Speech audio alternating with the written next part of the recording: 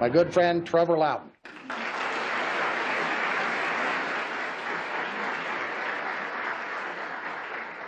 The year was 1984. Ronald Reagan had decided to seek a second term. Carl Lewis set a world record for the indoor long jump. And in my home country of New Zealand, our socialist Labour government had destroyed our military alliance with the United States. They decided to ban nuclear warships from our harbours. Nuclear weapons are morally indefensible, and I support that proposition. I began digging for answers. I met and interviewed security experts, even former New Zealand communist spies. I discovered that my country's national security had been betrayed by enemies within. This sparked 20 years of research into communism. It drew me inevitably to the movement's #1 target, the United States of America. The underside of American politics became my new focus. I began touring America, scouring communist archives in your libraries. I started sharing this vital information with anyone who would listen. As I continued my research, I was shocked to find that the same underground culture that had infiltrated and reshaped New Zealand was also infiltrating every American institution. What was once considered the American dream is now considered xenophobic, racist, and fascist. What was once considered Marxist and Leninist is now considered inclusive and progressive. As an outsider, I could see that the future of this great country is now hanging in the balance. In my travels, I'm asked one question repeatedly: why does a New Zealander care about the United States? I say there are two basic reasons. The first is gratitude. My country was saved from invasion by the Imperial Japanese Army in World War II by the massive sacrifice of your fathers and uncles and grandfathers at the battles of Guadalcanal, the Coral Sea, and Midway. That is a very strong memory in my country today, folks. The second reason is related, a little more selfish. If freedom should fail in the United States, if you lose your Constitution, your liberty, your economic dynamism, and your military superiority, all of which are in grave danger, the bad guys of this planet, I'm talking Russia, China, Iran, they will carve up this planet amongst themselves, folks. If nothing changes, the world you and I grew up in will soon be but a memory. The world we leave to our sons and daughters will be but a shadow of what God has intended for them. Your Constitution warns you to guard against enemies, foreign and domestic. These are the stories that the enemies in your government and in the mainstream media do not want you to hear. This is our last stand. These are the enemies within. Are you or have you ever been a member of the Communist Party? Most communists don't say they're communists, they say they're socialists. That sounds a little softer. Socialism has spread the shadow of human regimentation over most of the nations of the earth. This isn't back in the 50s. This is going on right now, folks. Their strategy is to undermine the confidence of our people in the American system and the principles on which it stands. I don't think President Obama cares about our U.S. Constitution or our traditional American values. If a person supports organizations which reflect communist teachings, he may be a communist. He's been doing everything in his power to undermine the United States. If a person defends the activities of communist nations while consistently attacking the domestic and foreign policy of the United States, he may be a communist. If America is weakened, our allies are weakened. And then we talk about dominoes. If a person does all these things over a period of time, he must be a communist. And they are working hardcore to transform this country. The socialists, the communists, and their followers would like to see the American spirit extinguished. You've got an infiltration of our entire government. But there are other communists who don't show their real faces, who work more silently. There are congressmen who have actively colluded with the enemy. the enemy is within, because they are in our government. The cleverest thing the devil ever did was to convince people he doesn't exist.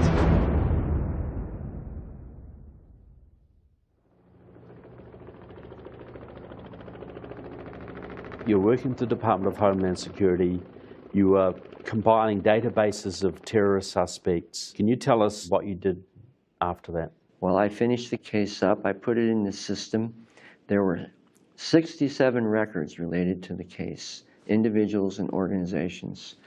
Within about 2 weeks after I put the case into the system, I went on vacation and I was called from my colleague and said that they had removed the records entirely from the system. They didn't just modify them, they completely obliterated them, took them out. Those are the records related to the network of mosques and organizations operating in the United States that is linked to the San Bernardino shooting and to the Orlando shooting.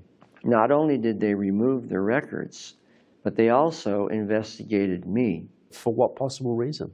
They said essentially that I did not have the authority to put those records into the system, even though I had been commended by the National Targeting Center for finding 300 terrorists. So essentially the last 3 years of my career, I was under investigation by 3 different government agencies, all at the same time. They determined that I was essentially more of a threat than these terrorist groups. So did they ever claim that any of the records were inaccurate or untrue? No, they couldn't, because they were accurate. So you were trying to do your job and you were basically persecuted by your own government. How does that make you feel as a professional intelligence officer? Infuriated and stripped naked. It's a public humiliation. To sequester me in a small room for the last 11 months of my career with no assigned duties, and then have the audacity to say that those were not adverse actions. We're just conducting an investigation. It's cruel to do that to a person. It wasn't a moral infraction. It wasn't refusal to obey an order. It wasn't some crime that I committed. It was simply doing the job that I took a vow to do and had been recognized and awarded for.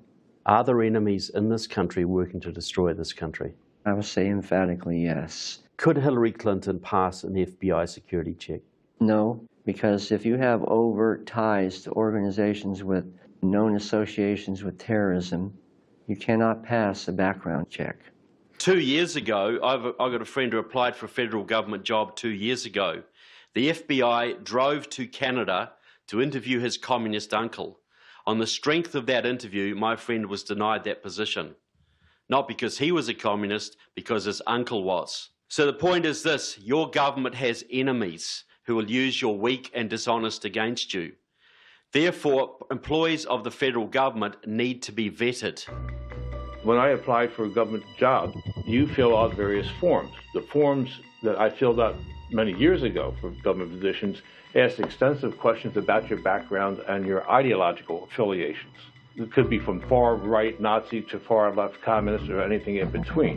The government wanted to know whether you were going to be a loyal citizen and uphold the Constitution. Today, they hardly ask you anything, so people basically can lie. Most people think that the communists' infiltration of your government is a thing of the past. You're not allowed to talk about communism, and if you do, you're called crazy and insane, so that tends to quiet you. I call that censorship through ridicule. The Berlin Wall fell down. So why are you talking about a communist strategy in America? And isn't that a bit far-fetched for most people to swallow? Unfortunately, it is. They've done a very, very good job of deceiving the American people. This couldn't have happened without the Soviet Union collapsing. Took away the image of the enemy, said the Soviet Georgy Orbitov. The collapse of the Soviet Union has actually advanced the communist cause around the world. Collapse is part of their attack, exactly.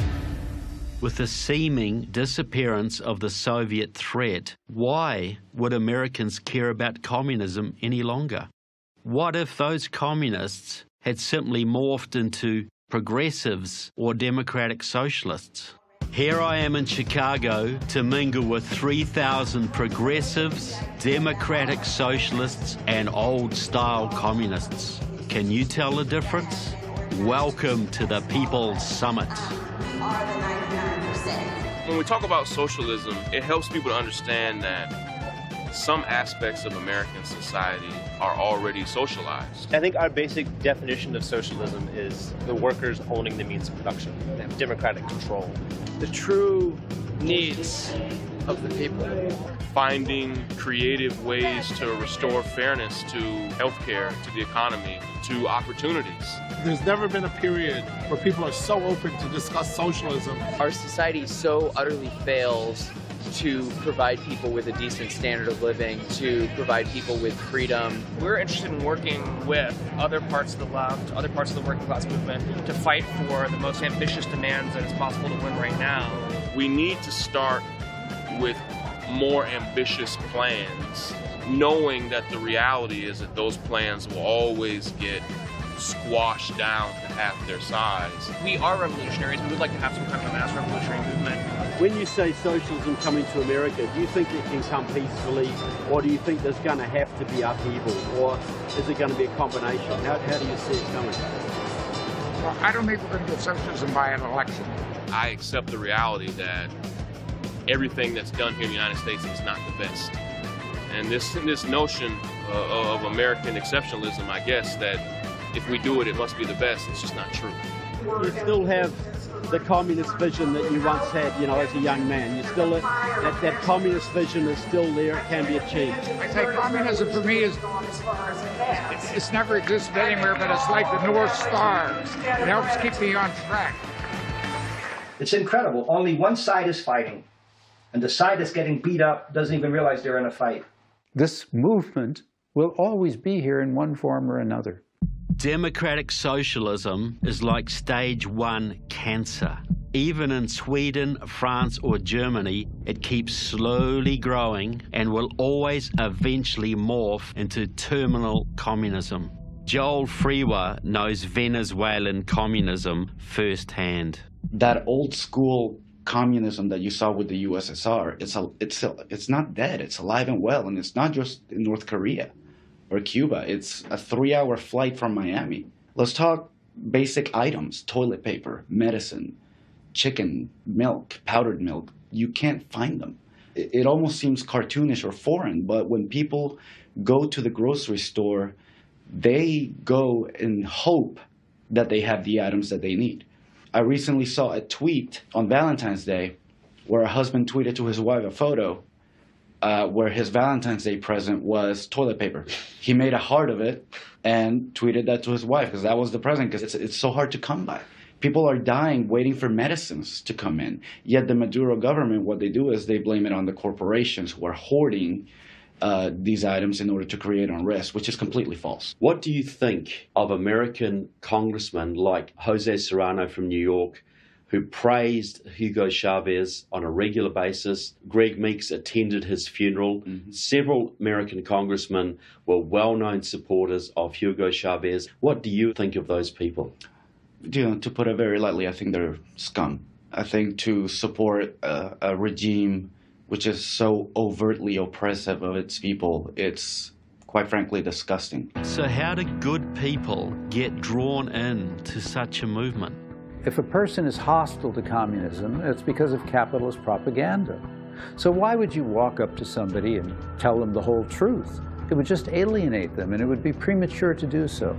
Much better to find a way to unite with them and to hide your long-term intentions until they were ready to hear them.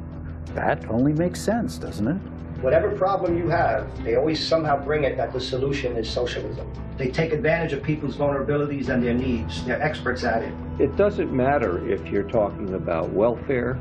It doesn't matter if you're talking about cultural issues like gay rights or homosexual marriage. It doesn't matter if you're talking about economic issues, military issues. No matter what it is, for the left, the issue is never the issue. The issue is always the revolution. In the 70 years the Soviets were leading the world communist movement, in that 70 years, the number that my people say is 150 million murdered.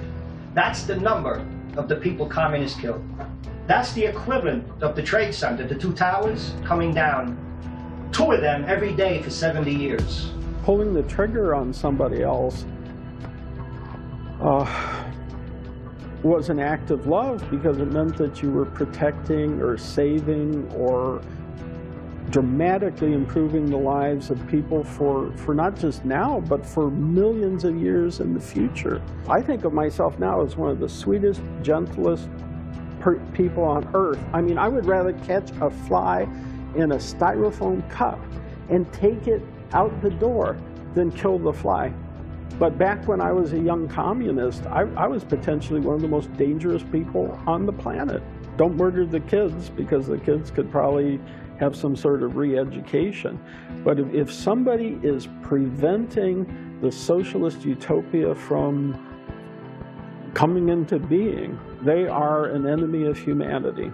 If you were on the wrong side of history, your life was worthless to me.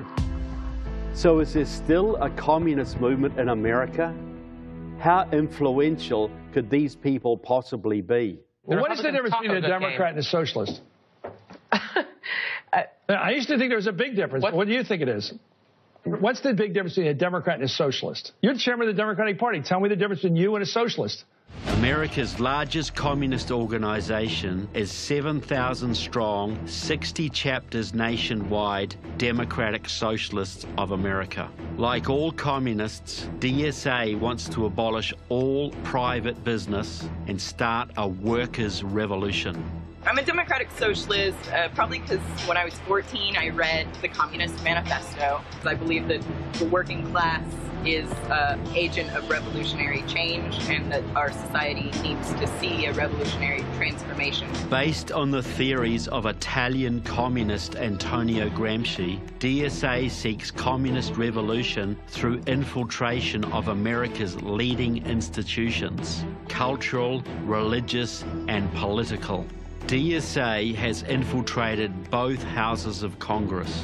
In the House, they have allies like New York Congressman Jerry Nadler, Chicago Reps Danny Davis and Jan Schakowsky, Californians Karen Bass and Maxine Waters, Iowan Dave Loebsack, Eleanor Holmes Norton from the District of Columbia, Alan Grayson from Florida, John Lewis from Georgia, and Gwen Moore and Mark Pocan from Wisconsin.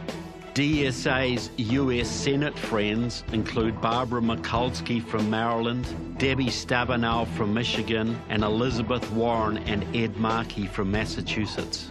DSA's greatest success has undoubtedly been presidential candidate Bernie Sanders. We have 80 votes in Congress now. We have the Congressional Progressive Caucus, which Bernie founded. Bernie Sanders claims to be a democratic socialist who wants America to be more like Sweden, Denmark, Norway. He wants America to look more like Scandinavia. That's right. And what's wrong with that? Like most democratic socialists, Bernie Sanders is a liar and a communist. Sometimes American journalists talk about how bad a country is because people are lining up for food. That's a good thing. In other countries, people don't line up for food. The rich get the food and the poor starve to death. In 2014, Sanders endorsed longtime Communist Party supporter Chuy Garcia's bid for the Chicago mayoralty. Sanders spoke alongside Scott Marshall, a leader of the Chicago Communist Party. In the early 1960s, Bernie Sanders studied in Chicago, where he joined the Young People's Socialist League and worked for the Communist Party-controlled Packing House Workers Union. In 1963, Bernie Sanders traveled to Israel as a guest of the pro-Soviet Hashemir Hitzat Youth Organization. Sanders worked on the Sha'ar Hamakim kibbutz, whose co-founder, Aharon Cohen, was in jail for spying for Moscow. Sanders was later kicked out of the kibbutz for being too lazy. By 1972, Sanders was in Vermont and active in the far-left Liberty Union Party. In 1980, Sanders backed the presidential campaign of pro-Cuba Socialist Workers' Party candidate Andrew Pulley. In 1985, while serving as mayor of Burlington, Vermont, Bernie Sanders was in Nicaragua celebrating the 6th anniversary of the brutal communist Sandinista dictatorship. Bernie Sanders visited the Soviet Union on his honeymoon. In 1988, Sanders and his new bride honeymooned in the then Soviet Union, which at the time was still threatening the United States with nuclear annihilation. Sanders negotiated with communist authorities to make Yaroslavl, near Moscow, a sister city of Burlington, Vermont. Could you imagine if you visited Nazi Germany before the war ended, and then you're going to run for president here? You don't think there'd be questions? In 1989, Sanders traveled to Cuba, where he attempted to meet communist dictator Fidel Castro. He later praised Castro for his wonderful government-run healthcare. Just because Ronald Reagan dislikes these people does not mean to say that the people in their own nations feel the same way. In his first congressional race, Bernie Sanders was personally endorsed by journalism icon and Democratic Socialists of America supporter I.F. Stone. Stone praised Bernie Sanders for his pragmatic socialism. Stone was later identified as a paid Soviet spy. Bernie Sanders has worked with DSA for more than 30 years. It was DSA money and volunteers that put Bernie Sanders into the Congress in the first place and then into the US Senate. The DSA was the backbone of Bernie Sanders' 2016 presidential campaign. Labor for Bernie was run by DSAer Rand Wilson, and People for Bernie was led by another DSA comrade, Charles Lenchner. And we feel the Bernie Sanders movement was a very positive movement. What it did in this country, where the term socialism was a term that was kind of had a negative connotation, suddenly that's been transformed. And we talk to young people especially, and they're all interested in socialism now. Do you think Bernie Sanders could pass an FBI background security check? DSA's closest ally in the takeover of the Democratic Party is the smaller but highly influential Communist Party USA. I remember going with another comrade to meet with Howard Berman, who was a Democratic Party congressman, and giving him our demands and asking for him to include that in his program, and that we in exchange would provide campaign workers who would go door to door and help him get reelected. Did he realize you were a Communist Party member? Oh, yeah. So the Communist Party would go to a Democratic congressman and exchange for him promoting certain policies, you would help him get elected. There was a deal made.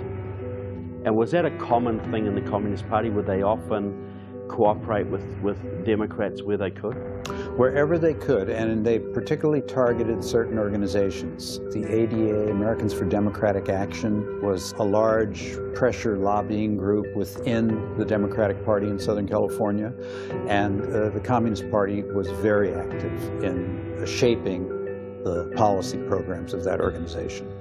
Which would in turn shape the policies of the Democratic Party. Right. Most congressmen on the left could not pass a security check whatsoever. Senator Barack Obama could not have passed a security check whatsoever. Let me ask you, sir, just how serious a threat to our national security are these communist subversive activities in the United States today? Well, I think they're serious. I think it's a matter that we should continue to give great care and attention to. We should support the laws which the United States has passed in order to protect us from those who would destroy us from within.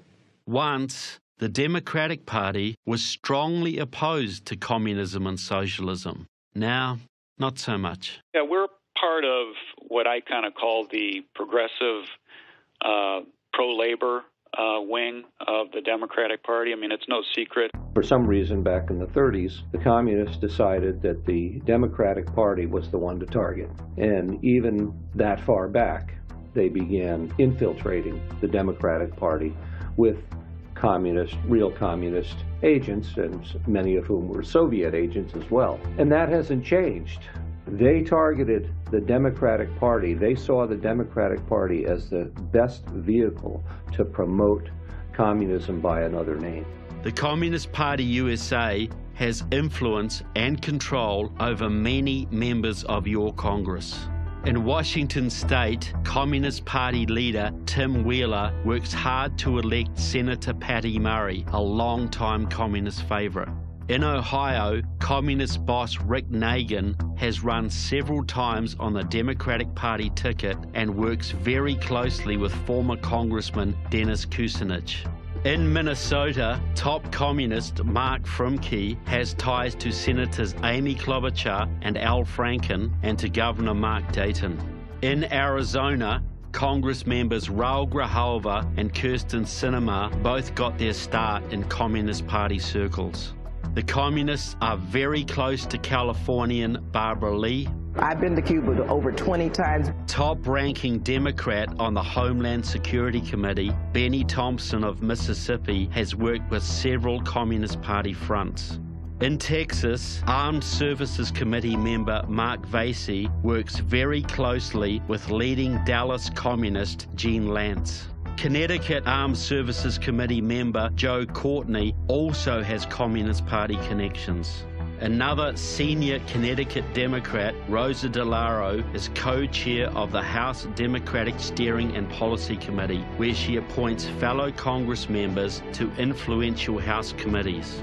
In August 2010, Rosa DeLauro keynoted a conference at the Connecticut Communist Party headquarters with her good friend Joelle Fishman.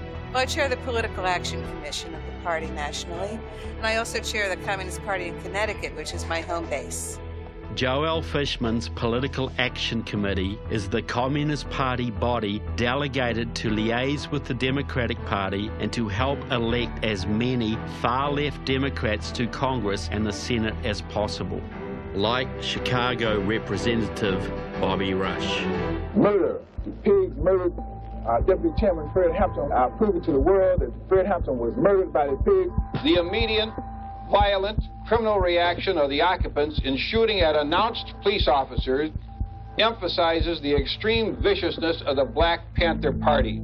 Today, a day after Chicago police shot it out with the Black Panthers, killing 2 of them, they raided the apartment of another Panther leader, Bobby Rush. We found a small quantity of shotgun, rifle, and pistol ammunition, a small foreign-make Derringer, a small quantity of marijuana. Just because someone wears a hoodie. Training manuals, Army training manuals on booby traps, explosives and demolitions, and shotguns. Does not make them a hoodlum. Quite a bit of reading material on revolutionary reading material, such as Che Guevara, Mao Tse-tung, and this sort of thing. Take a look at these Communist Party policies that have wormed their way into your Congress.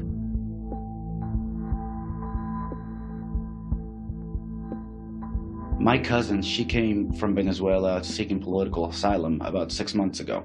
This is almost going to sound like a made-up story, but I wish it was. She called me one day crying, and she asked me, I just heard a speech by Hillary Clinton.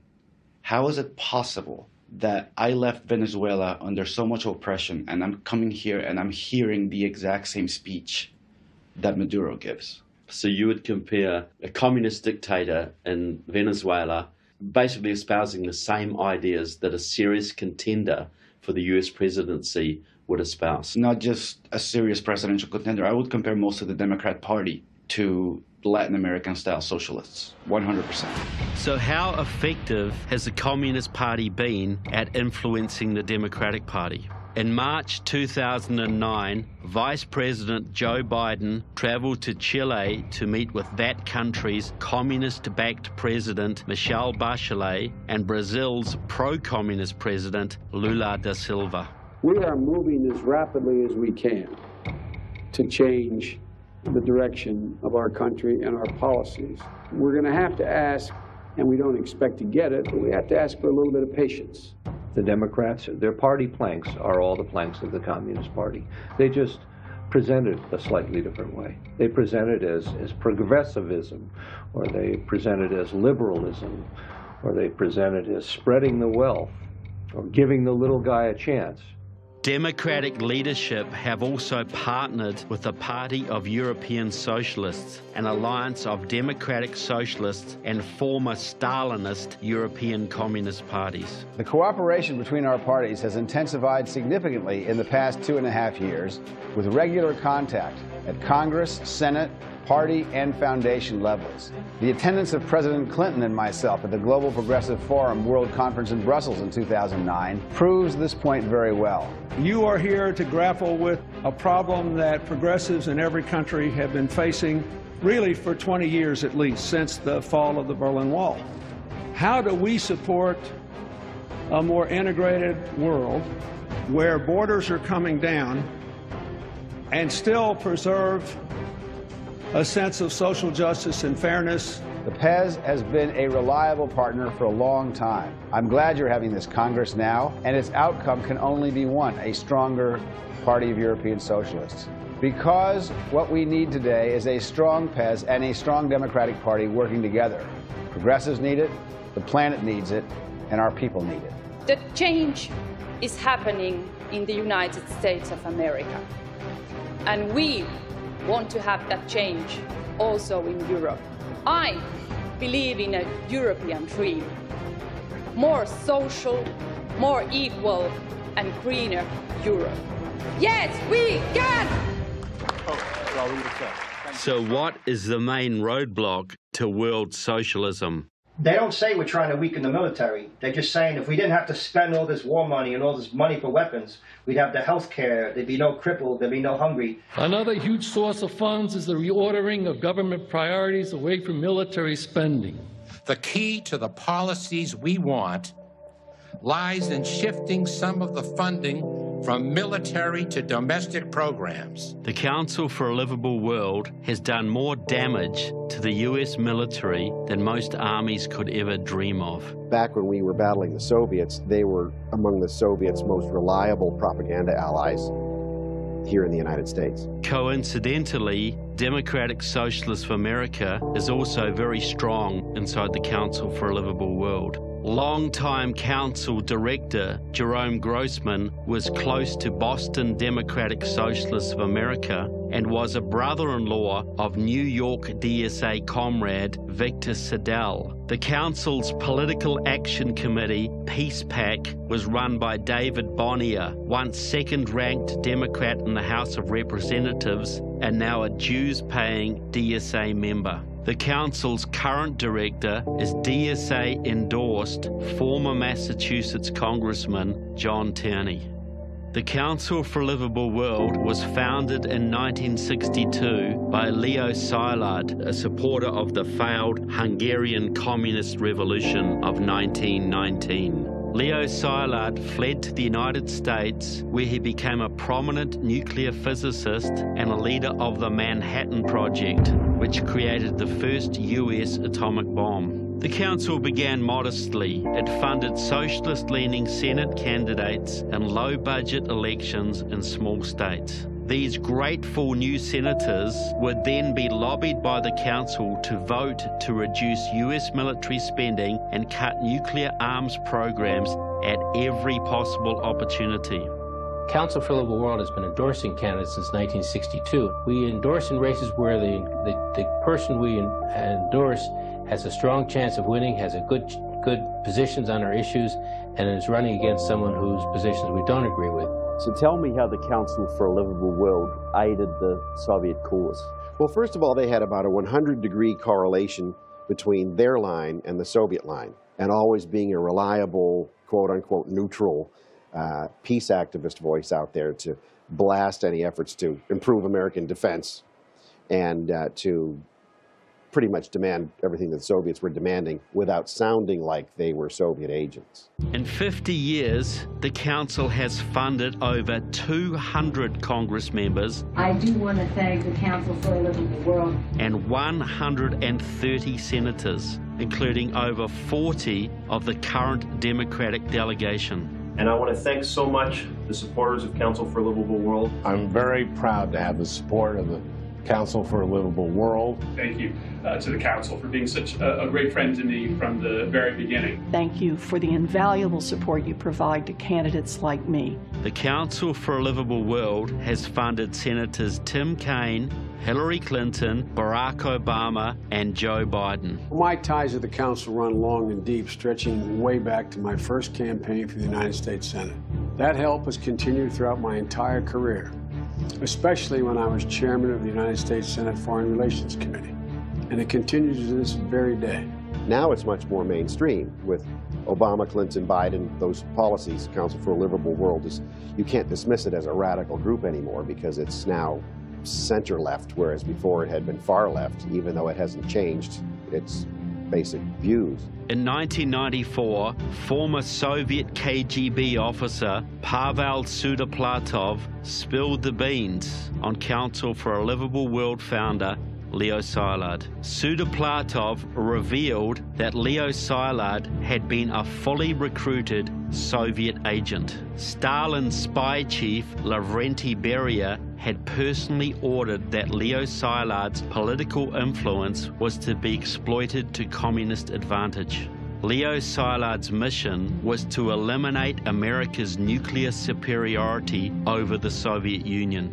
So for a group like the Council for a Livable World to exist for decades, scrupulously following the Soviet line, then to have its founder unmasked as a controlled Soviet agent by one of the control officers, that changes the picture completely. The Council for a Livable World has been able to influence US defense policies for decades. The Council also claims to have influenced several major arms limitation treaties signed with the Soviet Union or Russia, all of which benefited Moscow and damaged the United States.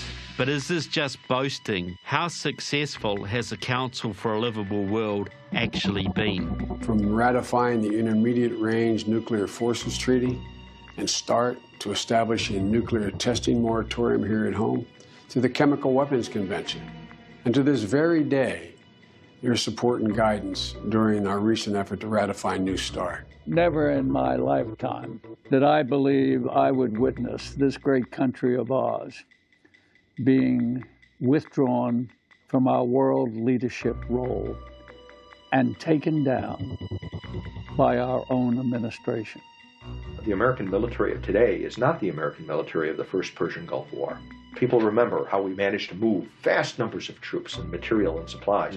We were using the Ronald Reagan legacy of our preparedness to prosecute a World War III in NATO Europe, and we actually used it during the first Persian Gulf War. And, it was so impressive, and these advanced technologies were so impressive. And most Americans today still think, I believe, that we have those kinds of capabilities, but we don't. You're decimating our capabilities, so that today we're winding up with the smallest army prior to World War II, the smallest Navy prior to World War I. And just to give you an example of what we're competing against, the Chinese are building 60 ships a year. We're building 10, 9. Our Navy is smaller now than any time since 1917. Our Air Force is older and smaller than any time since it was founded in 1947. Well, Governor, we also have fewer horses and bayonets. We can let the Russians build up their forces. We can cut ours back in Europe because America has such overwhelming nuclear superiority that the conventional forces are really secondary. That used to be the argument. And there was a time in the Cold War, early in the Cold War, before we had the nuclear arms race and they caught up to us, where that was true. If you count the nuclear warheads the way the Obama administration does, they try to make it sound like parity, but they're leaving out a whole category of Russian nuclear weapons in order to do that. Mostly what people read about in the newspapers these days is the strategic nuclear balance, the number of weapons we have on our long-range nuclear missiles and bombers. And there's a treaty, the START Treaty, Strategic Arms Reduction Treaty. And under the terms of that treaty, we do still have parity in terms of the strategic weapons. We've got 1,500, they've got 1,500. However, they never talk about the tactical nuclear balance. And if you take the lowest numbers for their tactical nuclear arsenal, it's 3,000 weapons today. It could be as high as 20,000. But if you take the lowest number, 3,000, all right, 3,000 tactical nuclear weapons, plus the 1,500 long-range strategic nuclear weapons is 4,500 nuclear weapons. We've got 1,500 long-range strategic weapons and 200 obsolete tactical nuclear. I hope we still have them. Just 200. 200 are left, and they're just old gravity bombs that are bunkered in West Germany. The Russians even know exactly where they are. So that's 1,700 nuclear weapons in the overall nuclear balance. versus 4,500. They have an overwhelming advantage in the overall nuclear balance numerically and technologically, because their strategic weapons, too, are brand new. They're advanced strategic weapons, whereas our strategic weapons, those long-range weapons I'm talking, there are many experts who wonder if we actually have a nuclear deterrent anymore.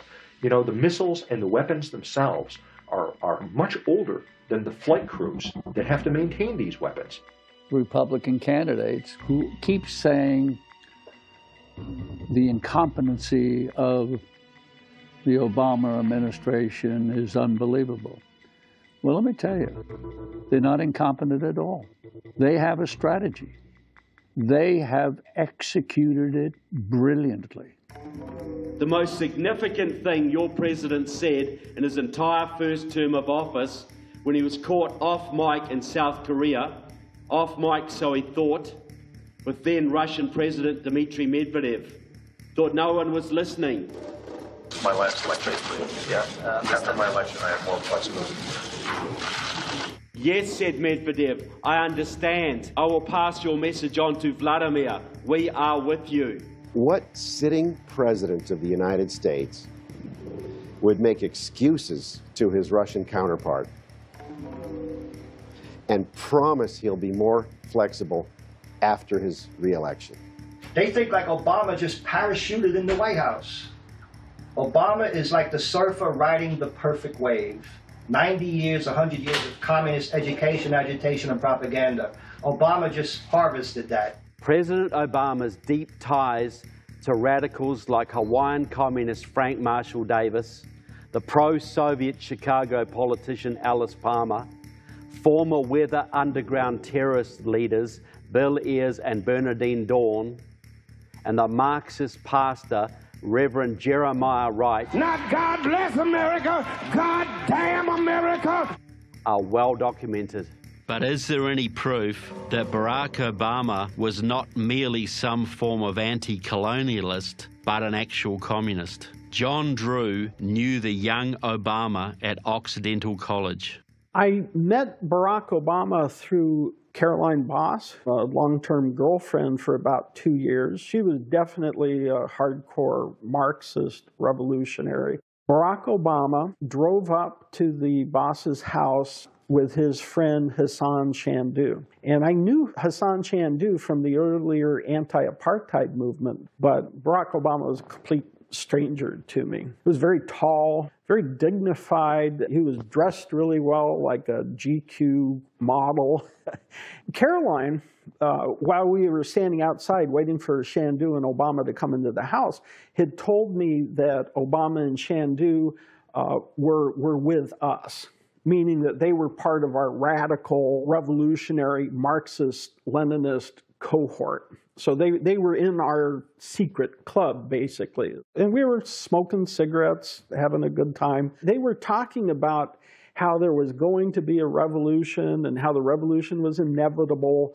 So I thought, well, this is my opportunity to enlighten these three young people that they were wrong to anticipate a violent revolution, and that there were better ways now to bring about socialism that were more practical. And Barack Obama was furious.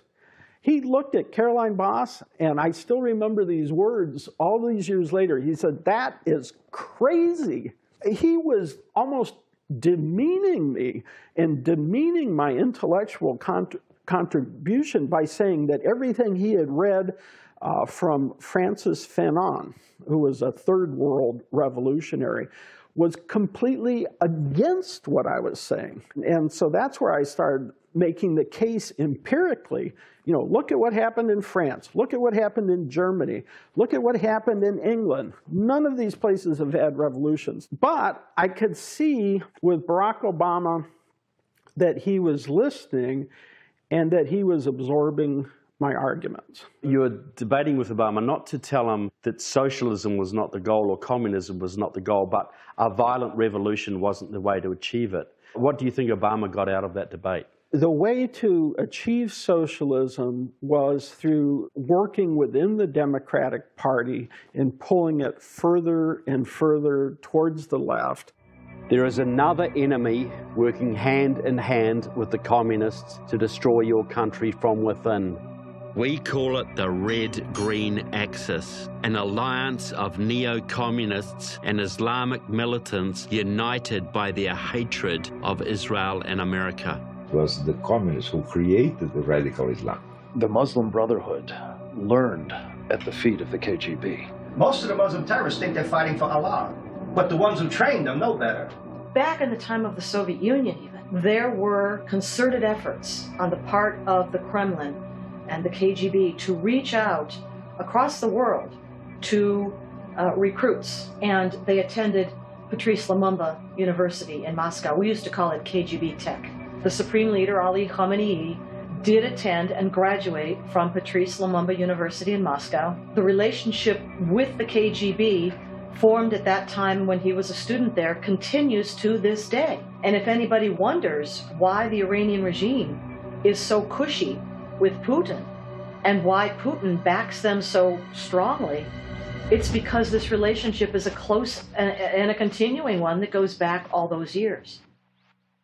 Muslims condemn terrorism, Muslims condemn ISIS. What they're doing in my name is wrong. There are significant numbers of American Muslims and European Muslims who actually do support the terrorists. Even if it's a small proportion, 10 to 15%, that's still hundreds of thousands of people living in Europe, living in America. How is America supposed to guard against this terrorist element? All of us need to sit down on a table and talk and find out the solutions.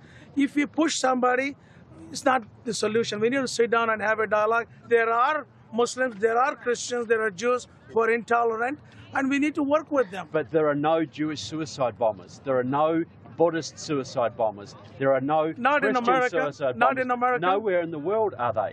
The leading Islamic threat to America comes through the Muslim Brotherhood. Under various crackdowns from the Egyptian government, the Muslim Brothers fled Egypt and went elsewhere. And it is when they went elsewhere that they got this training, this connection with the Soviets, in particular in training camps, terror training camps in places like Lebanon. And virtually every single Sunni Islamic terror group in the world today, you can trace their origins back to the granddaddy of them all, and that is the Muslim Brotherhood. Hamas is the Palestinian branch of the Muslim Brotherhood.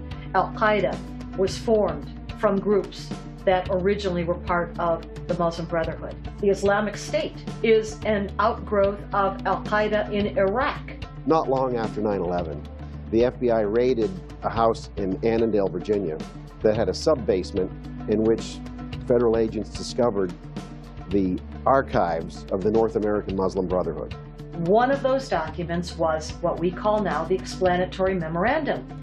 And it's very useful because it lays out in quite clear terms exactly what the Brotherhood wants to do to America. And it says, the Ikhwan must understand that their work in America is a kind of grand jihad to destroy and eliminate the Western civilization from within and sabotage its miserable house by their hands and the hands of the believers so that God's religion is made victorious over all other religions. But then, the bonus is the final page of the document. One of them included a list of some of the Muslim Brotherhood's most prominent front organizations and controlled organizations in the US and Canada, written by the Brotherhood itself, so it wasn't an outside critic writing about this. And it says at the top, our organizations and the organizations of our friends. How helpful was that? This was sort of the Rosetta Stone that allowed us to decode who is under the control of the Muslim Brotherhood versus who is simply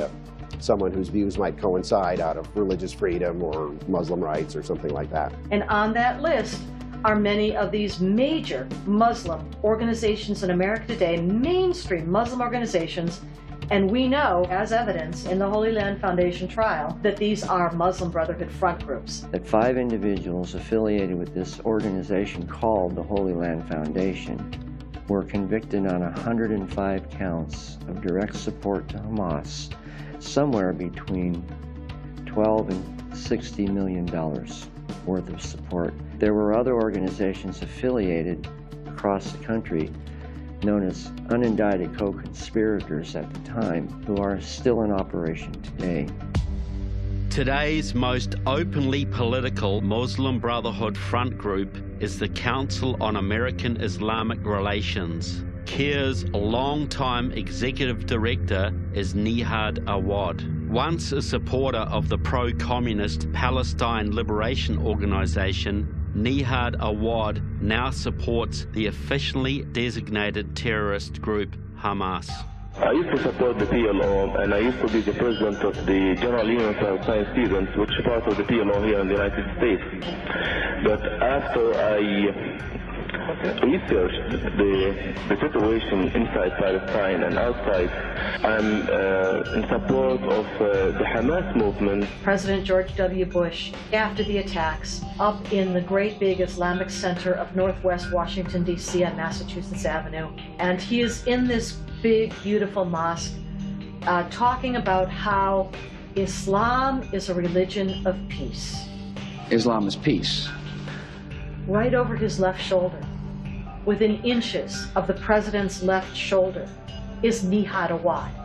So from that moment, when the president was advised, was told to speak these words, Islam is a religion of peace, our response to the attacks of 9/11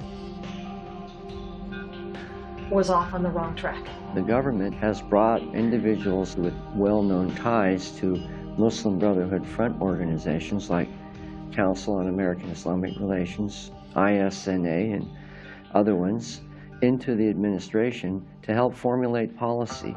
Have you seen any evidence of deep penetration by the Muslim Brotherhood into the security apparatus of the United States? No, it's not true. It doesn't exist. It's a phantom. Minnesota Congressman Keith Ellison is the perfect example of the Muslim Marxist alliance. In his student radical days, Keith Ellison worked with both pro-Chinese communists and the Nation of Islam.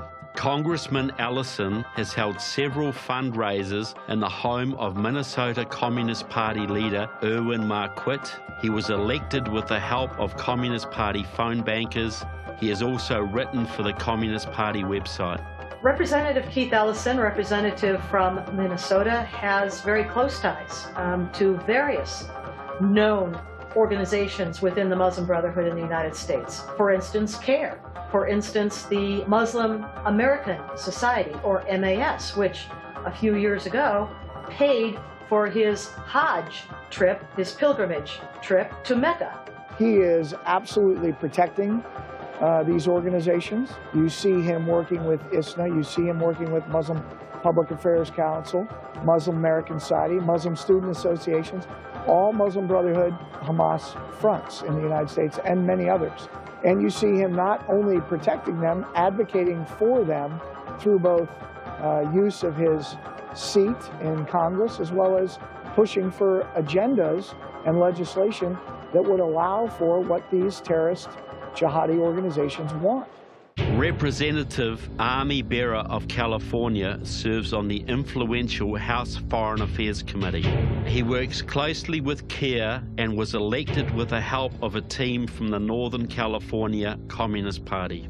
Orange County, California Representative Loretta Sanchez serves on the Homeland Security Committee and is also the second-ranking Democrat on the powerful Armed Services Committee. In 1996, Loretta Sanchez entered Congress in a razor-thin, upset victory over conservative Republican Bob Dornan. Communist activist Paul Crabell explains how the comrades worked to elect Loretta Sanchez. The 1990 census changed the district somewhat. It brought more Latinos into it, but most of them were not registered to vote, and so people thought it was going to be a cakewalk for Dornan. Behind the scenes, there were voter registration organizations. They sent out teams of 1 to 2 dozen workers every day beginning at noon and knocking on doors to find new Latinos to register to vote. Since her election, Loretta Sanchez has visited Cuba at least twice and has become very close to CAIR. Loretta Sanchez, Congresswoman, who has been a good friend of CARE's. When Homeland Security Committee Chairman, New York Republican Peter King, held hearings on Muslim extremism in America, Loretta Sanchez leapt to CARE's defense. So we have been pushing back on him at every point where he turns to try to say that Muslims here are purposely making terrorists and birthing them here. Chicago Congressman Luis Gutierrez once led the pro-Cuba Puerto Rican Socialist Party. Now he's all in for CARE. This communist also served on the House Intelligence Committee. And the job of the House Intelligence Committee, of course, is to oversee America's most sensitive intelligence programs, how we collect intelligence, how we assess that intelligence, the kinds of operations that we engage in to counter enemies of this country, foreign and, by the way, domestic as well. Do any of the panelists today feel that our intelligence services, any one of them, has been somehow hoodwinked or fooled or duped by the groups in either Egypt or here, and specifically the Muslim Brotherhood? Assalamu alaikum. I'm Congressman Andre Carson. Representative Nancy Pelosi, as the senior minority Democratic member of the House of Representatives now, appointed Representative Andre Carson to, of all things, the Intelligence Committee. Indiana's 7th District Representative Andre Carson has extensive ties to Muslim Brotherhood fronts and operatives. The Intelligence Committee in the House oversees the FBI's counter-espionage and counter-intelligence operations in this country. These are critical capabilities. And a man who has access to such information and has such ties to the very people, in some cases, that should be the object of that kind of surveillance and counteractivity. It makes for, at a minimum, a security problem. Representative Carson appears on a frequent basis at conferences sponsored by, held by CARE, ISNA, ICNA. Andre Carson has had long-standing ties to organizations and operatives sworn to the destruction of our country. There are those who are thinking that at this convention right now, we're having secret meetings, that we're plotting to destroy this country. But I say to those who are here undercover,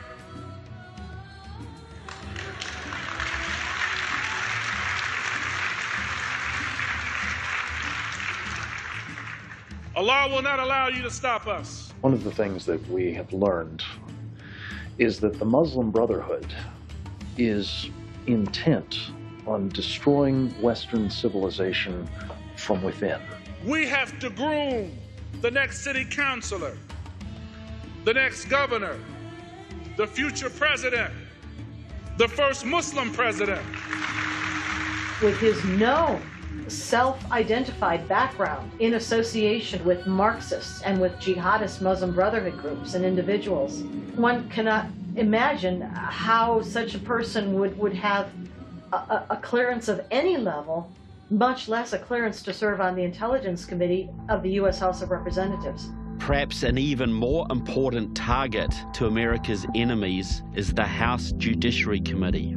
This is the body that oversees the Federal Bureau of Investigation and sets its budget and priorities. Luis Gutierrez serves on this committee. So does longtime Democratic Socialists of America ally Jerry Nadler of New York. Then there's Judy Chu from California, a friend of CARE, a longtime affiliate of the Maoist Communist Workers' Party and Communist China's best friend in Congress. But the most concerning of all is Senior Judiciary Committee Democrat John Conyers of Michigan. Back to his early days in Congress, he was a complete supporter of the Communist Party. In 1975, John Conyers participated along with a number of other congressmen, Don Edwards and Charlie Rangel, at a World Peace Conference meeting here in Washington, including on the Hill. And the World Peace Council was a Soviet front operated by the KGB and the International Affairs Department of the Communist Party of the Soviet Union. The Communist Party, as we knew it, the old one, began to disintegrate because of gentrification and a challenge by the Democratic Socialists in the early 1980s. So a lot of people who had been hardcore party front supporters migrated to the DSA, which was more of a mass political organization as opposed to a hardcore Stalinist party. A few years later, he's one of the #1 defenders in Congress of all these different Muslim Brotherhood front organizations. Which kind of Muslim Brotherhood fronts has he been involved with? Council on American Islamic Relations would be the first and foremost. So you would call John Conyers one of the biggest apologists for the Muslim Brotherhood in Congress? At minimum, yes. Several Republican congressmen are working to officially designate the Muslim Brotherhood as a terrorist organization. H.R. 3892 simply asks the State Department to do what it should have done long ago: recognize the Muslim Brotherhood as a foreign terrorist organization that threatens the United States. Since we already know that the Muslim Brotherhood is the parent of Hamas, and that these organizations are overtly supporting Hamas and other like-minded organizations around the world, then we should shut those organizations down. And that would send a shockwave throughout the pro-Sharia, pro-jihad Islamic world without firing a single shot or dropping a bomb anywhere in the world. I want to urge all of you on both sides of the aisle to join me in opposing H.R. 3892. Since swearing off violence in the 1950s, the Brotherhood has become a predominantly non-religious or a non-violent religious, political and social service organization. There's really no difference in what he's doing on the Muslim Brotherhood's behalf that he didn't do with the communists before. Once Congress had a powerful internal security committee to guard against domestic enemies. The Democratic caucus, in a secret meeting, abolished the House Internal Security Committee. They cut their funding out of the budget. A deal was made between the chairman of the House Judiciary Committee, Rodino, Democrat of New Jersey, and John Conyers, who's as one of the senior members, with the Republican minority, that they would take the function of the House Internal Security Committee and move them into the House Judiciary Committee as a subcommittee. Unfortunately for everyone, Rodino lied, Conyers lied, and they totally destroyed the internal security functions of the House and never reconstituted any kind of internal security committee. As Conyers grew in seniority on the House Judiciary Committee, he gained oversight on FBI operations and funding, which was very crucial. What would happen to the FBI's budget if they ever came after John Conyers or his many pro-communist colleagues in Congress? There would be a lot of pressure not to do it. Even Hillary Clinton's 2016 running mate, Tim Kaine, has Muslim Brotherhood connections. In May 2012, Democrat leaders Nancy Pelosi, Andre Carson, and Keith Ellison joined CARE leader Nihad Awad and other Muslim Brotherhood operatives at the founding of the National Muslim Democratic Council. According to a confidential memo, the group had three main goals: re-elect President Obama, defeat anti-Muslim Brotherhood Florida Congressman Allen West, elect Virginia Governor Tim Kaine to the U.S. Senate. Tim Kaine has long been close to the Muslim Brotherhood Front, MAS, or Muslim American Society. A MAS leader, Marty Bray, boasted his organization had helped first elect Kaine in 2005 by signing up 65,000 new Muslim voters. In May 2007, Governor Kaine keynoted one of Marty Bray's MAS fundraising events. Marty Bray had self-identified as a Hamas supporter at a 2000 rally in Washington, D.C., addressed by the infamous Abdel Rahman Alamundi. Anybody support this Hamas here? When Clinton was the president, His key Muslim advisor, who would carte blanche entree into the White House, was a guy by the name of Alamundi. Alamundi is currently serving a 23-year federal prison sentence for terrorist financing. Also in 2007, Governor Kaine appointed another mass leader, Dr. Issam Omesh, to the Virginia Commission on Immigration, but had to fire him when this speech came to light. And the deliberate targeting of civilians through the barbaric, indiscriminate, disproportionate Israeli war machine is indeed criminal and must end now. I, while clearly disappointed and dismayed, along with the Muslim community of Virginia, wish to continue to work with the governor. The Muslim Brotherhood and Senator Tim Kaine both want increased Muslim settlement in America. It will only happen if we all work together to make sure that America is still open and welcoming to the refugees. And they want to bar Muslims from entering the United States of America. And to make matters worse, they've tried to stop immigrants, refugees, and international travelers from traveling into this great country. And the House passed a bill in November to try to keep out refugees from Syria and Iraq, and they called the bill Securing America Against Foreign Enemies Act. Enemies. Refugees are enemies. And thank goodness, Senator Shaheen and others, we've been able to block that bill so far. We don't actually know who they are. We don't know what the standards are used by the UN to vet them. We don't really know their true names, where they were really born. Their entire identities are being created, and then they present themselves to us at the border of America, and we're supposed to just let them in, no questions asked. Anybody who calls for comprehensive immigration reform, in my judgment, is trying to get the MVP award from ISIS and Al-Qaeda. Welcoming others is part of what it means to be an American. Barack Obama is fulfilling what he can of his promise to fundamentally transform America. That means changing the demographics of the United States. You have the President of the United States going out of his way to invite avowed enemies of the United States to migrate to this country and live here in large numbers. And you don't have anyone in Congress raising the constitutional question, wait a minute, these people are advocating Sharia law in this country? That's advocating the overthrow of our Constitution. They should not be allowed in. So, we put some terrorists, and the government becomes angry with the terrorists, they persecute the terrorists, but at the same time, it doesn't want to have a war with the whole of Islam. So, the more terrorists, bombs and killings you have, the more the Western governments open the doors to the Islamic immigration. They don't see it as an invasion. They see it as coming in and taking possession of lands and countries that are already rightfully theirs. They just happen to be currently occupied by people who are not Muslim. So how does this tie in to illegal immigration? Which organisation in America 25 years ago was leading the charge against illegal immigrants? Against? The AFL-CIO, the unions. So in 2015, which organisation is leading the charge to legalise the illegals?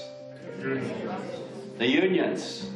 And I'll tell you why, folks. Why the change? Once, American unions were led by anti-communists who were willing to work with both Republicans and Democrats. And under no circumstances should the American Federation of Labor tie itself to a political party. But in 1994, everything changed. There are changes in the attitudes of organized labor in this country, starting with the new leadership in the AFL-CIO that was elected in 1994, the prohibition on communists holding office in U.S. labor unions was dropped. The labor movement is an essential cornerstone of transformative politics. Now every major labor union is controlled by communists and leftists and are completely in the tank for the DSA-controlled Democrats. Hello, SEIU. I am so proud to have earned the endorsement of the Service Employees International Union and your 2 million members. Your fights are my fights. They are now effectively dictating all of the Democratic Party policy. You know, 25 years ago, it was the AFL-CIO, the unions, who were the hardest core for immigration enforcement. But now, they are leading the charge. Yes. So what's in it for them? Are you kidding? The two elixirs, power and money. The unions want more members, and they want more dues. The more members they have, the more leverage they have. The more dues they have, the more money they have, and the more leverage they have. We have a union movement that is not interested in the welfare of the workers. We have a union movement that is interested in promoting communism. One of the communist-controlled unions' greatest successes has been changing official Democratic Party policy from strong opposition to illegal immigration. And the illegal alien population is growing by more than 250,000 people a year, we think. Yet we're doing almost nothing to encourage these people to go home or even to deter them from coming here in the first place. To militantly supporting amnesty for illegals. We have to have a pathway to legalization. It has to get done. We have to work hard to get it done. Isn't it about time we had a president who understands that 12 million workers in the shadows is not acceptable in this country? If we cannot get comprehensive immigration reform as we need and as we should, then I will go as far as I can, even beyond President Obama. Before immigration debates took place in Washington, I talked with Alcea Medina. Alcea Medina is one of this country's most influential communists. A member of Democratic Socialists of America and a leader of the 1.8 million strong SEIU, Medina has crisscrossed America promoting amnesty for more than 20 years. The big question is why? The Democrats know that in order to gain permanent progressive majority, they need more voters. And those voters are not going to come from the United States. We reformed the immigration laws. It puts 12 million people on the path to citizenship and eventually voters. And there's not 11 million of them. There's between 20 and 50 million. And we add to that the million Latino citizens who this year will turn 18, plus all our allies in the African-American community, the LGBT voters and younger voters. We have to register every single Muslim to vote in 2016. Environmental voters, women voters, Asian voters, union voters. Can you imagine if we have 2 out of 3, if we have 80 million new voters? The Muslim vote can be the swing vote in major states. We will create a governing coalition for the long term, not just for an election cycle. Together, we are the new American coalition that will dominate politics for decades to come. The last presidential election, Mitt Romney, the Republican candidate, lost that election by 2.5 million votes. So if you can legalize 10, 20, maybe 30 million illegals in this country and give them voting rights, the majority of whom 75% will vote Democrat. They know that. So that will give the Democrats 10, 20, 30 million more votes. So how can the Republicans ever expect to compete with that? They can't. They just simply can't. I mean, it's fait accompli. It's game over. They can't. So from that point, effectively, you have a one-party state in America, which will be controlled by the Democratic Party, which is controlled by the unions, and the unions are controlled by the Marxists. So these people that come to this country for better wages, for better futures for their families, for the liberties they don't have in their own country, are being used by the communist-controlled unions to turn this country into a communist state. That's exactly right. That's exactly right. Their enjoyment of the freedoms and the benefits of American society will be very short-lived.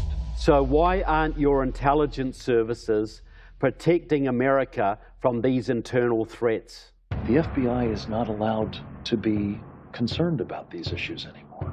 It has literally become a career-ending offense for an FBI agent or official to reflect a level of concern about the extent to which there is Muslim Brotherhood influence taking place here. The most obvious indicator of their access is what we call the Great Purge of 2011 and 12, when all the training material that was deemed by yet unnamed specialists within the Muslim community designated certain portions of training courses as being inflammatory, inaccurate, stigmatizing, or racist or bigoted. You were training people in the Muslim Brotherhood network. What happened to you? What kind of pushback did you get? When I set up the training, I did it because of my frustration, and I did go through the proper channels in the FBI, laid out the training program, and said, this is the problem. We have a massive network here. We have agents and analysts and leadership, quite frankly, that's unaware of this. Will you support this? And initially the response was absolutely. You know, I come from a background. I'm a Naval Academy graduate. I'm a combat veteran in the Marine Corps. I believe in this country, and I believe in doing what needs to be done, you know, mission accomplishment. And here was a huge gap in what the FBI wasn't doing. When you have a gap, you train people on that. And so I did it. Now, I had poured months and months of my time into this. Afterwards, what happened? I went back to the office, got a pat on the back. They said, my supervisor said, good job. Don't ever do that again. And oh, by the way, because you've been pouring all your time into training, here are the things that you're delinquent on. You know, your paperwork, your monthly paperwork for sources, for investigative reports that are supposed to be done every 30 to 60 days, every 90-day reports that weren't done because of this. And so my next evaluation, I was hammered. And it was clear to me that both headquarters and the office were not happy that I had done this, because what I had done was exposed the organizations that FBI headquarters and the Washington field office were actually working with were jihadis, were terrorists, are terrorists. 2009, right after the Fort Hood shooting, during this time I was an instructor with the Naval Postgraduate School based in Monterey, California, and they had a project for the Army to train field grade officers and senior non-commissioned officers prior to their deployments to Iraq and Afghanistan. So I was one of the trainers, and my area was psychological operations and information operations. But then the module on how American soldiers should perceive Islam was run by a Muslim Brotherhood operative. Very pleasant fellow, very nice guy to talk to, but didn't really socialize with us, didn't socialize with our Afghan colleagues. And during one of the lunches one day, one of my Afghan colleagues, who's a devout Muslim, said, stay away from that guy, he's with the Muslim Brotherhood. His name is Louis Safi. I had entered testimony into a Senate hearing naming Louis Safi as one of the Muslim Brotherhood agents in the United States, not realizing I was sitting right next to him and the same guy in this training program. This was 3 weeks after the shooting at Fort Hood, and we were at Fort Hood. I raised this as a security problem, and the Army said, no, we don't investigate civilians. So they let the guy off. I was then removed from the training program because I blew the whistle, and I didn't even make a public issue of it at the time. So we've been completely blindfolded and handcuffed. We can't use the most basic, fundamental language that they themselves use to help us understand what Islam believes and what its intentions are. We could have prosecuted mosques and Islamic societies tied to this network. The Council on American Islamic Relations was the next target, but that was shut down by Attorney General Eric Holder. So these people who were working with hostile foreign intelligence services and communist movements are then using their influence on Capitol Hill to shut down FBI investigations. Those of us who took our oath are being betrayed. Things like what happened to me will happen more and more often because people will be forced to stand up for the law at the risk of their career and maybe even their life. The Democratic Party leadership is riddled with security risks and domestic enemies. And the very worst of all may well be Hillary Rodham Clinton. Like many young Americans, Hillary Rodham entered college as a staunch conservative. She left a raving socialist. Part of this transformation can be blamed squarely on her political mentor, Chicago Marxist radical Saul Alinsky. People do not get power except when they take it. Hillary Clinton did her thesis on Saul Alinsky. While still in college, Hillary Rodham also interned in the San Francisco law firm of Robert Truhaft and Doris Bryn Walker. Both were longtime Communist Party members and senior officials in the Soviet-controlled International Association of Democratic Lawyers. While serving as U.S. Secretary of State, Hillary Clinton's Clinton Foundation entered into a very profitable partnership with the Russian government-funded Skolkovo Foundation. In 2014, the FBI warned that Skolkovo was being used by Russian intelligence to funnel U.S. high technology into Vladimir Putin's rapidly expanding war machine. Could Hillary Clinton pass an FBI security check? No, because if you have overt ties to organizations with known associations with terrorism, you cannot pass a background check. And you hear a lot about Huma Abedin, Secretary Clinton's longtime confidant, but do you really know who she is? Huma Abedin has been a long-time close assistant for Hillary Clinton. So Huma Abedin comes with a family that has long time since been closely associated with the Muslim Brotherhood. The Saudi government established the Institute for Muslim Minority Affairs and put in charge of this group Huma Abedin's father. Then was established a journal for the IMMA. Huma Abedin's father was made editor, and eventually her mother was a co-editor, and Huma Abedin herself served on the editorial board of this journal for quite a number of years. Also serving on that editorial board of the journal was a Saudi, a very senior Saudi, by the name of Abdullah Omar Nassif, the founder of something called the Rabita Trust. This is a financial institution that was founded prior to 9/11 for the explicit purpose of funding Osama bin Laden and Al-Qaeda. While Huma Abedin, not only working with him side by side, she was in the White House as an intern with Hillary Clinton. Then she went on to serve with Hillary Clinton as her aide, as a senior advisor during her Senate campaigns and her service as a U.S. Senator from New York. And eventually, when Hillary Clinton became Secretary of State from 2009 until 2013, Huma Abedin was her Deputy Chief of Staff. Now, this is a period of time when we might recall that U.S. foreign policy flipped on its head from going after jihad and jihadists like Al-Qaeda to, in Libya, for example, aiding and abetting known Al-Qaeda jihadist militias to overthrow a sitting sovereign government led by Muammar Gaddafi, no choir boy to be sure, but our ally at the time. All of this happened during the period of time when Clinton was Secretary of State and Huma Abedin was at her side, whispering in her ear. No one with Huma Abedin's baggage of ties with groups that seek the overthrow of the Constitution of the United States should ever have any government post in the United States. Hillary Clinton's ties are a lot deeper, broader, and wider than Huma Abedin. The best example of her Islamic ties is her affiliation with the Istanbul process, and in particular with UN Resolution 1618. This resolution marks a step forward in creating a safe global environment for practicing and expressing one's beliefs. That resolution, that essentially criminalizes defamation of Islam, has been backed for 10 years by the Organization of Islamic Conference, a 57-nation organization. It is essentially run in its leadership positions by members of the Muslim Brotherhood. And I want to applaud the Organization of the Islamic Conference for its leadership in securing the recent resolution by the United Nations Human Rights Council.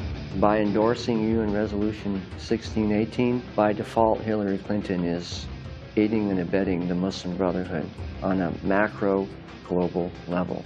When you have a politician who seeks higher office and you know that there is nothing that politician won't do in order to get there, then that's an opportunity for you as an intelligence officer. And Hillary's a double. She's in a position where she can be blackmailed for her behavior, and then there's nothing that she won't do to get what she wants. So she would be a prime candidate for any foreign intelligence service to at least surround her with its own people so that they can influence her as a senator or a secretary of state or even as president. That is a sworn law enforcement officer who took a vow to protect our country from threat, both foreign and domestic. Hillary Clinton is a domestic threat. But I don't want to depress you people with any of that or bring you down in any way. Am I a little bit late? Sorry about that. Look, this is how I see it, folks. You can do 3 simple things to help save this country. If the conservatives keep quiet, the communists win. Demand that your congressmen support House Resolution 3892, the Muslim Brotherhood Terrorist Designation Act. Passing this bill will destroy 60 years of Muslim Brotherhood infiltration overnight. The United States really is the last best hope of mankind for freedom. We're talking about the future of this country. Demand that all congressmen and senators must undergo security background checks before serving on any committee. At least 100 anti-American Congress members and 20 senators would likely fail such a test. This would have a huge cleansing effect on your government. I'm like a lot of those Americans who feel like giving up hope that we are going to hell in a handbasket and there's nothing we can do. And it's very tempting to just throw up your hands and quit, but we can't. If you see the bad guys taking the government, you have the obligation to vote, of course. Vote. Get out and vote for pro-Constitution candidates at every level of your government. Your enemies are relying on one simple fact. Nearly half of America never votes. And shockingly, the group that has the most to lose, more than 30 million evangelical Christians, don't vote. But when they do, they vote overwhelmingly for constitutional candidates. We're at a turning point in our country. Here I am, a Democrat from Brooklyn. I don't give a crap about party. I don't care if they're with the Hopping Kangaroo Party. Stand with Americans. You're my hero. This country is now in the most danger it has ever been since the revolution. The game plan has been made plain to all of us, and we ignore it at our peril.